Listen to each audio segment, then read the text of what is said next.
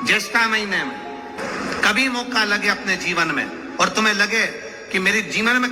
दुख समाप्त ही नहीं हो रहा, मेरे दुख जा ही नहीं रहा, तो 5 बेलपत्र, एक बेलपत्र जिसकी डंडी का भाग जल जहां से बहकर बाहर निकल रहा है, अशोक सुंदरी का स्थान देखा है ना सब लोगों ने, बस उसी स्थान पर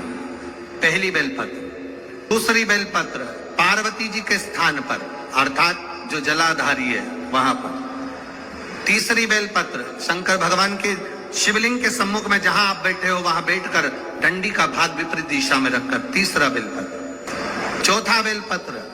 भगवान शंकर का जल जहां से नीचे गिर रहा है उस ओर सीधी बेलपत्र नीचे की ओर। और 5वीं बेलपत्र शंकर भगवान के अशोक सुंदरी के स्थान को छुआकर नंदी के पास रखकर, जो घड़े में जल तकलीफ है जिस दिन तुम्हारे भीतर बहुत ज्यादा मात्रा में आ जाए, जिस दिन तुम्हें लगे कि मैं बहुत दुखी चल रही हूं और मेरा काम हो ही नहीं रहा, उस दिन 3 बेलपत्र, एक बेलपत्री के बीच वाली पत्ती पर पीला चंदन, दूसरी पत्ती पर लाल चंदन और तीसरी पत्ती पर 11 चावल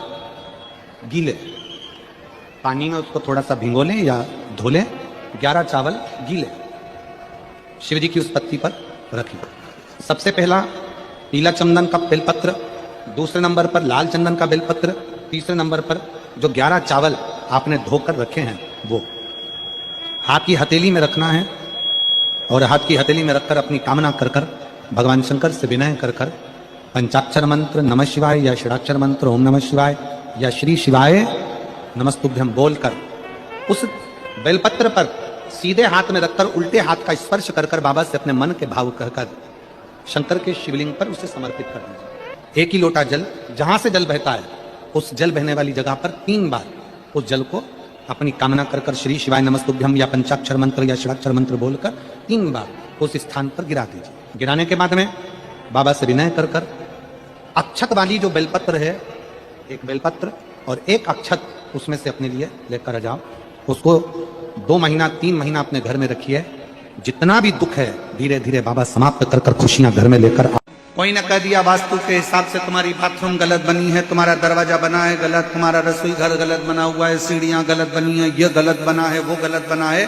सारा तोड़ तोड़ा के तुमने बार बार बनाया। सीढ़ी इधर लगा दी उसके कहने पर, तुमने बाथरूम उधर बना ली उसके कहने पर, उसके बाद भी घर में शांति नहीं है। पूरा वास्तु के हिसाब से मकान बनाया, पूरे वास्तु के हिसाब से घर बनाया, उसके बाद भी अगर शांति नहीं है तो कुछ मत करो, 1 लोटा जल शिव जी को चढ़ाओ और शंकर जी को 1 लोटा जल चढ़ाकर वही जल अशोक सुंदरी पे चढ़ाओ, गणेश कार्तिकेय पर चढ़ाओ और वही जल उठाकर थोड़ा सा लेकर आओ। घर के 4 कोने में उस जल को छींटना प्रारंभ करो। वास्तु दोष अपने आप समाप्त हो जाएगा। आपको बाथरूम बदलने की जरूरत नहीं, घर बदलने की जरूरत नहीं, व्यापार बदलने की जरूरत नहीं, अपने आप धीरे धीरे धीरे धीरे बदलता चले। पर विश्वास, मानो तो गंगा मां और ना मानो तो बहता